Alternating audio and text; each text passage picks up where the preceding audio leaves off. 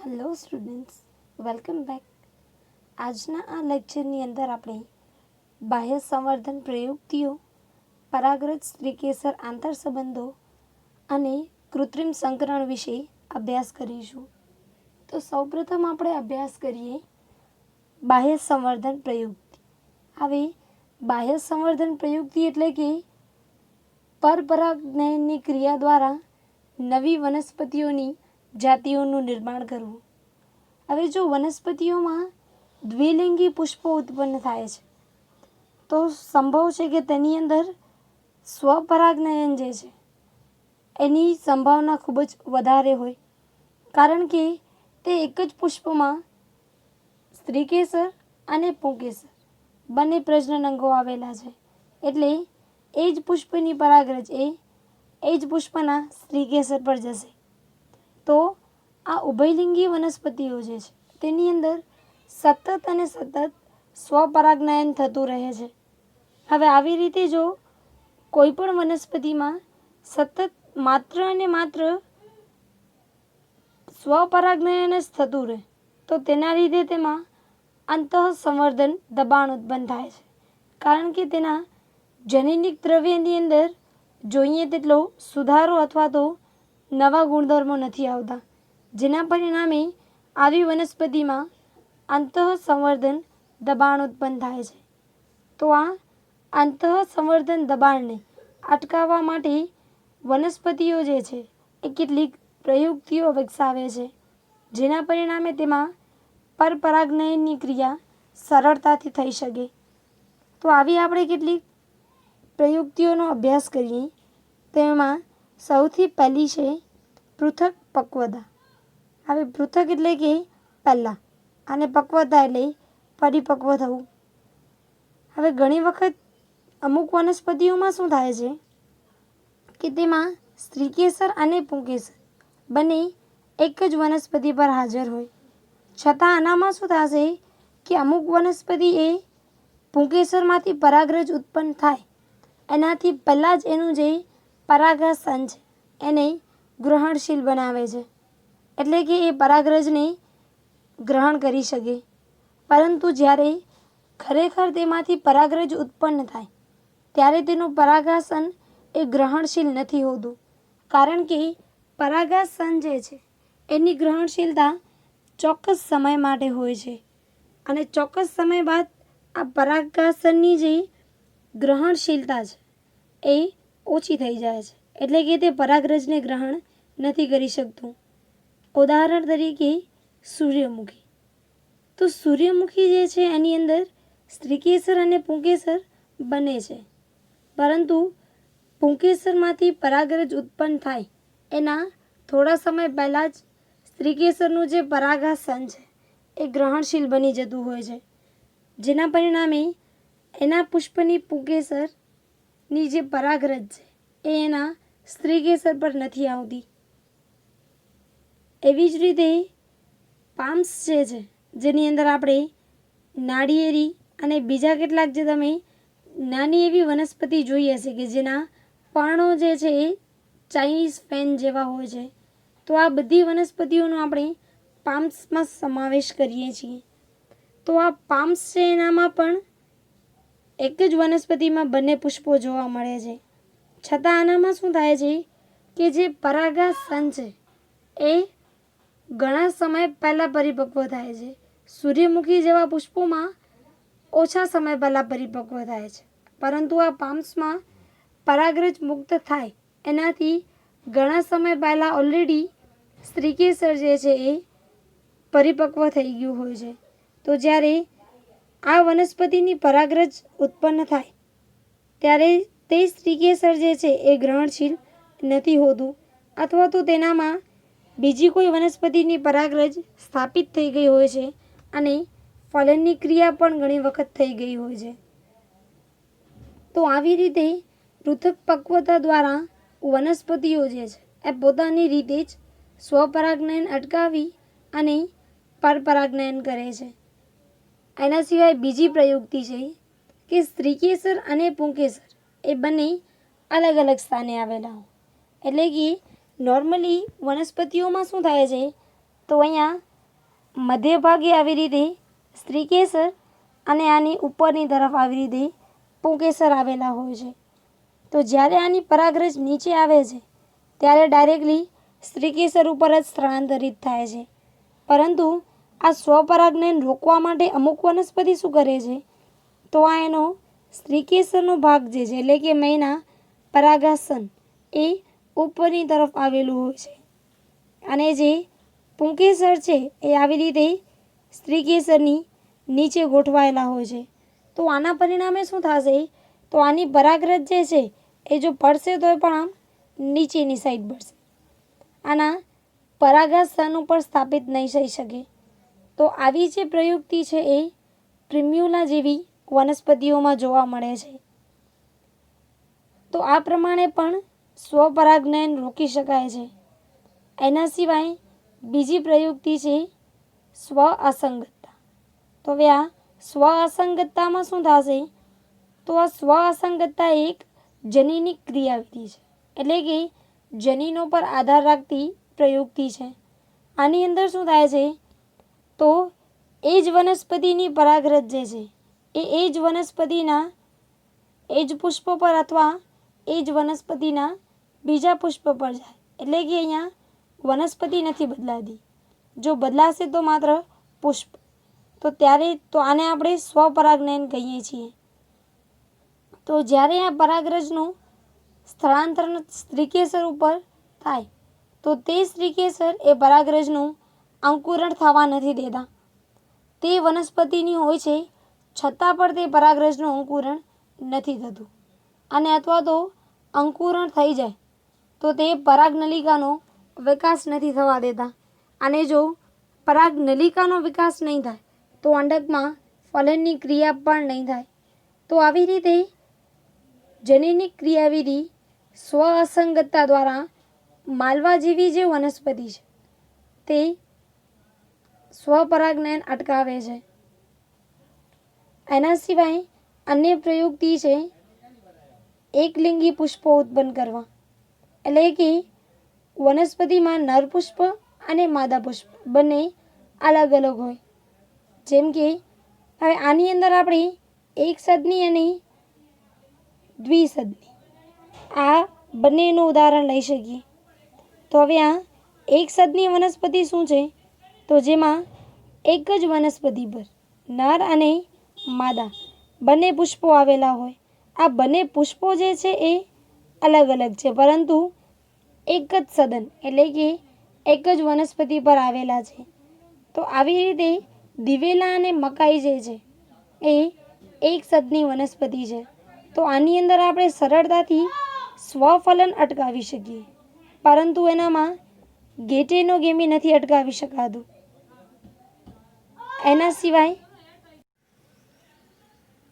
દ્વિસદની વનસ્પતિઓ જે છે એટલે કે જેમાં નર પુષ્પ અને માદા પુષ્પ બંને અલગ અલગ વનસ્પતિ પર આવેલા છે. તો આની અંદર આપણે સરળતાથી સ્વફલન અને ગેટેનોગેમી બંને પ્રકારના સ્વપરાગનયનને અટકાવી શકીએ છીએ. અને આ પ્રકારનું જે રચના છે તે પપૈયા જેવી વનસ્પતિમાં જોવા મળે છે, જેમાં નર વનસ્પતિ અને માદા વનસ્પતિ એ બંને અલગ અલગ આવેલી હોય છે. તો આવી પ્રયુક્તિઓ દ્વારા ઘણી બધી વનસ્પતિઓ જે છે તે સ્વપરાગનયન અટકાવી અને પરપરાગનયન કરે છે, જેના પરિણામે તેમાં સતત અંતઃસંવર્ધન દબાણ જે છે તે ઉત્પન્ન ન થાય. હવે આપણે જોઈએ કે દરેક સ્ત્રીકેસર જે છે એ પોતાની જે સંગત પરાગરજ છે એટલે કે એ જ જાતિની પરાગરજ છે એને કઈ રીતે ઓળખે છે. એટલે કે પરાગરજ અને સ્ત્રીકેસર આંતરસંબંધો વિશે અભ્યાસ કરીએ. તો સૌપ્રથમ પહેલી એક શરત કે કોઈ પણ પરાગરજ જે છે એનું અંકુરણ એટલે કે આ પરાગરજમાંથી જે નાની નલિકા જેવી રચના બહાર આવે છે એ ક્યારે આવી શકશે, તો જો તે પરાગરજ એ જ જાતિના સ્ત્રીકેસર પર સ્થળાંતરિત થશે તો હવે જો એક જ જાતિની પરાગરજ એ એના સ્ત્રીકેસર પર સ્થળાંતરિત થાય તો તેવી પરાગરજને આપણે સંગત પરાગરજ કહીએ છીએ. પરંતુ કુદરતી રીતે જે પરાગનયન થાય છે તેમાં પરાગરજ એ જ જાતિના સ્ત્રીકેસર પર સ્થળાંતરિત થાય એની કાંઈ પણ ખાતરી ન હોય. એટલે કે સ્ત્રીકેસર પર બીજી વનસ્પતિઓની પરાગરજ આવવાની સંભાવના પણ ખૂબ જ વધારે છે. કારણ કે હવે જો તે પરાગરજ સંગત નથી અથવા તો સંગત છે તે મુખ્યત્વે સ્ત્રીકેસર દ્વારા ઓળખાય છે. ઘણી વખત પરાગરજ જે છે એ કાં તો બીજી જાતિની હોય છે એટલે કે અન્ય વનસ્પતિઓની હોય છે અથવા તો એ જ વનસ્પતિની હોય છતાં પણ પરાગાસન પર સ્થાપિત ન થાય જેને આપણે સ્વ અસંગતતા કહીએ છીએ. તો ત્યારે શું થશે, આ બધી જ પરાગરજ જે છે એમાંથી સ્ત્રીકેસર જે છે એ પોતાની ચોક્કસ જાતિની જે પરાગરજ છે એનો સ્વીકાર કરશે અને જ્યારે સ્ત્રીકેસર એ પરાગરજનો સ્વીકાર કરશે ત્યારે જ જે પરાગનયન પછીની ક્રિયા કે જે ફલન છે જે લિંગી પ્રજનનમાં ખૂબ જ અગત્યનો ભાગ ભજવે છે તે ક્રિયા માત્ર અને માત્ર ત્યારે જ થઈ શકે છે. હવે જો પરાગરજ સ્ત્રીકેસર દ્વારા સ્વીકૃત ન થાય તો પરાગરજનું અંકુરણ પણ નહીં થાય. તો હવે આ સ્ત્રીકેસર જે છે એ પરાગરજને ઓળખશે કઈ રીતે કે જેના લીધે આ પરાગરજનું અંકુરણ થઈ શકે. તો આ સ્ત્રીકેસર જે છે એને પરાગરજને સ્વીકૃત કે અસ્વીકૃત કરવાની જે ક્ષમતા છે તે ક્ષમતા મુખ્યત્વે પરાગરજની અંદર કેટલાક ચોક્કસ રાસાયણિક ઘટકો હોય છે. આ સિવાય પરાગરજની દિવાલ જે છે તેની અંદર ચોક્કસ પ્રોટીન અને કેટલાક જલ વિઘટિત ઉત્સેચકો હાજર હોય છે જેના લીધે વનસ્પતિનું સ્ત્રીકેસર જે છે એ સંગત પરાગરજને ઓળખી શકે છે. તો હવે સમજી લો કે કોઈ વનસ્પતિ પર સંગત પરાગરજ જે છે એ સ્થાપિત થઈ છે. તો હવે શું થશે, તો એના પછી આ પરાગરજ જે છે કે જે સંગત છે એ પરાગરજનું હવે ધીમે ધીમે અંકુરણ ચાલુ થશે. હવે પરાગરજ જે છે એનું અંકુરણ થાય છે એમ આપણે ક્યારે કહી શકીએ, તો જ્યારે આ પરાગરજ છે એનામાંથી આવી રીતે નાની ટ્યુબ નલિકા જેવી રચના બહાર આવે ત્યારે આ પરાગરજ જે છે એનું અંકુરણ થયું છે એમ કહી શકાય. તો આ પરાગરજનું અંકુરણ જે છે એ હંમેશા પરાગરજની ઉપર જે આ જનન છિદ્ર આવેલા હોય છે. આપણે પરાગરચનાની રચના જોઈ હતી ત્યારે આપણે વાત કરી હતી કે જનન છિદ્ર એ એવી છિદ્ર જેવી રચના છે જ્યાં સ્પોરોપોલિનનો અભાવ હોય છે. તો આ જે જનન છિદ્ર છે એનામાંથી ધીમે ધીમે આ પરાગ નલિકા જે છે એ આવી રીતે બહારની તરફ આવે છે અને આ પરાગ નલિકા એ આના સ્ત્રીકેસર જે છે એની આ પરાગવાહિનીમાંથી પસાર થાય છે. તો અહીંયા એક વસ્તુ યાદ રાખજો કે સ્ત્રીકેસરમાં પરાગવાહિની છે અને પરાગરજનું અંકુરણ થઈ અને જે રચના બને છે એ છે પરાગ નલિકા. તો જો સંગત પરાગરજ હશે તો તેનું જનન છિદ્ર દ્વારા પરાગ નલિકા ઉત્પન્ન કરશે અને હવે પરાગરજની અંદર જે પણ ઘટકો આવેલા છે એટલે કે વાનસ્પતિક કોષ અને જનન કોષ એ બંને હવે પરાગ નલિકામાં વહન પામે છે અને હવે આ પરાગ નલિકા જે છે એ મુખ્યત્વે પરાગાસન એના પછી પરાગવાહિનીમાંથી વિકાસ થઈ અને અંતે બીજાશયમાં પ્રવેશ કરે છે. અને આપણે જોયું હતું કે કેટલીક વનસ્પતિઓમાં પરાગરજ એ દ્વિકોષીય અવસ્થા દરમિયાન અને અમુક વનસ્પતિમાં ત્રિકોષીય અવસ્થા દરમિયાન મુક્ત થાય છે. તો હવે આ જે પરાગ નલિકાનું નિર્માણ થયું છે એ પરાગ નલિકા ધીમે ધીમે અહીંયા જે અંડકની અંદર અંડ છિદ્ર જે આવેલું છે તો આ અંડ છિદ્રમાંથી પરાગ નલિકા એ અંડકની અંદર નરજન્યુ મુક્ત કરે છે. એટલે એક વસ્તુ યાદ રાખવાની છે કે અંડકમાં જ્યાં પણ અંડછિદ્ર હશે ત્યાંથી આ પરાગ નલિકા જે છે એ તેની અંદર પ્રવેશ કરે છે. તો હવે આ જ્યારે પરાગ નલિકા અંડક પાસે પહોંચે છે ત્યારે તે નરજન્યુઓનું વહન કરે છે અને આ નરજન્યુ જે છે એ અહીંયા નીચેની તરફ જે અંડકોષ સાથે સહાયક કોષો છે એ સહાયક કોષોની મદદથી ભ્રૂણપૂટમાં નરજન્યુઓ દાખલ થાય છે. તો હવે આ જે અંડછિદ્રની આસપાસ તંતુમય ઘટકો છે એનું મુખ્ય કાર્ય છે કે જે આ પરાગ નલિકા છે એ પરાગ નલિકા જે છે તેને સહાયક કોષોમાં પહોંચાડવાનું છે. તો આ બધી જ પ્રક્રિયાઓ જે છે એ માત્ર અને માત્ર ત્યારે જ થઈ શકે છે જો પરાગરજ એ સંગત હોય, એટલે કે એ જ જાતિની પરાગરજ હોય જે એના સ્ત્રીકેસર પર સ્થળાંતરિત થતી હોય. તો આવી રીતે ચોક્કસ વનસ્પતિ જે છે એ પોતાની સંગત પરાગરજને ઓળખી અને ફલનની પ્રક્રિયા જે છે એને આગળ વધારતા હોય છે. હવે આપણે જોઈએ કૃત્રિમ સંકરણ.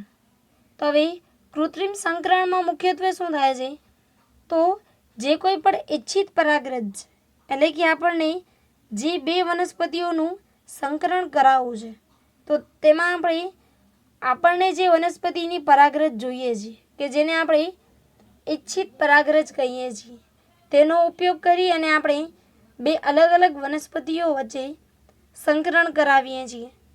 તો આવી રીતે ઈચ્છિત પરાગરજનો ઉપયોગ કરી અને જે સંકરણ કરવામાં આવે છે તેને કૃત્રિમ સંકરણ કહેવાય છે.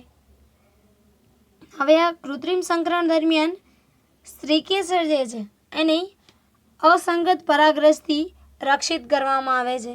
એટલે કે તેના પર આપણને જે પરાગરજ નાખવી છે માત્ર એ જ પરાગરજ રહે, તે સિવાયની બીજી કોઈ પણ પરાગરજ જે છે એ એના સ્ત્રીકેસર પર ન આવી શકે તેનું ખાસ ધ્યાન રાખવાનું હોય છે. તો આ જે કૃત્રિમ સંકરણ છે એની અંદર આપણે મુખ્યત્વે ઇમેસ્ક્યુલેશન એટલે કે વ્યંધીકરણ અને બેગિંગ એટલે કે કોથળી ચડાવવી આ બંને પદ્ધતિઓના ઉપયોગ દ્વારા કરીએ છીએ. તો હવે આ ઇમેસ્ક્યુલેશન જે છે એ માત્ર અને માત્ર ઉભયલિંગી પુષ્પોમાં જ થાય છે. તો હવે આપણે પહેલાં ઇમેસ્ક્યુલેશન શું છે તેના વિશે અભ્યાસ કરીએ. તો ઇમેસ્ક્યુલેશન એટલે પુષ્પ જ્યારે કલિકાવસ્થામાં હોય એટલે કે જ્યારે તેના સ્ત્રીકેસર અને પુંકેસર એ બંને અપરિપક્વ હોય ત્યારે શું કરવાનું છે તો અહીંયા જેમ આપણને દર્શાવ્યું છે કે પુષ્પ જે છે એની જે કલિકાવસ્થા છે એ કલિકાને આ ફોર્સેપ અથવા તો ચીપિયાની મદદથી ખોલી અને તેમાંથી આવી રીતે ધીમે ધીમે પુંકેસર જે છે એ બધા એને કાઢવામાં આવે છે. તો આ પુંકેસર આપણે જો કાઢી નાખીએ છીએ તો શું ફાયદો થશે તો આ પુંકેસરની પરાગરજ છે એ સ્ત્રીકેસર પર નહીં જઈ શકે. તો આપણે આપણી જે ઈચ્છિત પરાગરજ છે એ સ્ત્રીકેસર પર નાખી શકીએ. હવે આ એક વખત પુષ્પોમાંથી જે પુંકેસર આપણે ચીપિયાની મદદથી કાઢ્યું છે એ પ્રક્રિયાને આપણે કહીશું ઇમેસ્ક્યુલેશન. અને એવા પુષ્પો કે જેમાં આપણે ઇમેસ્ક્યુલેશન પ્રક્રિયા કરી છે એવા પુષ્પને આપણે કહીશું ઇમેસ્ક્યુલેટેડ પુષ્પ. તો ઇમેસ્ક્યુલેટેડ પુષ્પો એટલે કે જેનામાં આપણે પુંકેસર જે છે તેને ચીપિયાની મદદથી કૃત્રિમ રીતે કાઢ્યા છે. હવે જો આ પુંકેસર એક વખત નીકળી ગયા છે તો એવી પણ શક્યતા હોય કે એ સ્ત્રીકેસર પર બીજી વનસ્પતિની ગમે તે પરાગરજ આવી શકે. તો આ ગમે તે વનસ્પતિની પરાગરજ ન આવી શકે તે માટે આપણે પુષ્પ જે છે એને આવી રીતે મીણિયા કાગળથી કવર કરીએ છીએ જેના લીધે અસંગત પરાગરજ જે છે એ સ્ત્રીકેસર પર ન આવી શકે. તો આ જે પ્રક્રિયા છે એને આપણે કોથળી ચડાવવી અથવા તો બેગિંગ તરીકે ઓળખીએ છીએ. હવે જ્યારે આ પુષ્પ પરિપક્વ થઈ જાય છે ત્યારે આપણે તેના પર આ ઈચ્છિત પરાગરજને છાંટીએ છીએ અને ફરી પાછી બેગિંગની પ્રક્રિયા કરવામાં આવે છે, જેના લીધે બીજી કોઈ પણ પરાગરજ જે છે એ તેના પર ન આવી શકે અને તેમાંથી ચોક્કસ ફળનો વિકાસ થઈ શકે. હવે આ પદ્ધતિ જે છે એટલે કે ઇમેસ્ક્યુલેશન અને બેગિંગ, આ બંને આપણે દ્વિલિંગી પુષ્પોમાં કરીએ છીએ. એટલે કે જે એક જ પુષ્પમાં સ્ત્રીકેસર અને પુંકેસર બંને આવેલા હોય. હવે જો પુષ્પ એકલિંગી છે તો એનામાં એ વસ્તુ નક્કી છે કે માદા પુષ્પ જે છે એની અંદર પુંકેસર નહીં આવેલા હોય, તો આપણને એ માદા પુષ્પમાંથી પુંકેસર કાઢવાની પણ જરૂર નથી. એટલે કે આપણે આની અંદર ઇમેસ્ક્યુલેશન નથી કરતા, પરંતુ ડાયરેક્ટલી પુષ્પ ખીલે એનાથી પહેલાં જે માદા પુષ્પ છે તેનામાં આપણે ડાયરેક્ટલી બેગિંગની પ્રક્રિયા કરીએ છીએ. એટલે કે તેને મણિયા કાગળથી કવર કરી નાખીએ છીએ અને જ્યારે પરાગાસન ગ્રહણશીલ બને ત્યારે તેના પર આપણે ઇચ્છિત પરાગરજનો છંટકાવ કરીએ છીએ અને ફરી પાછું તેના પર પુનઃ કોથળી ચડાવવામાં આવે છે. તો હવે આવી રીતે કૃત્રિમ સંકરણ જે છે એના દ્વારા આપણે ઇચ્છિત જાતો મેળવી શકીએ છીએ. અને જે પાક સુધારણા કાર્યક્રમ છે એટલે કે નવી વનસ્પતિઓ જે છે એ કઈ રીતે બની શકે અથવા તો પાક જે છે એના ઉત્પાદનમાં અથવા તો ક્વોલિટીમાં આપણે કઈ રીતે સુધારો કરી શકીએ, એ બધા માટે આ કૃત્રિમ સંકરણ એ ખૂબ જ ઉપયોગી છે. તો આજના આ લેક્ચર માટે આટલું જ. નેક્સ્ટ લેક્ચરની અંદર આપણે ફલનની પ્રક્રિયા અને પશ્વ ફલનની ઘટનાઓ વિશે અભ્યાસ કરીશું. આ આજનું તમારું હોમવર્ક.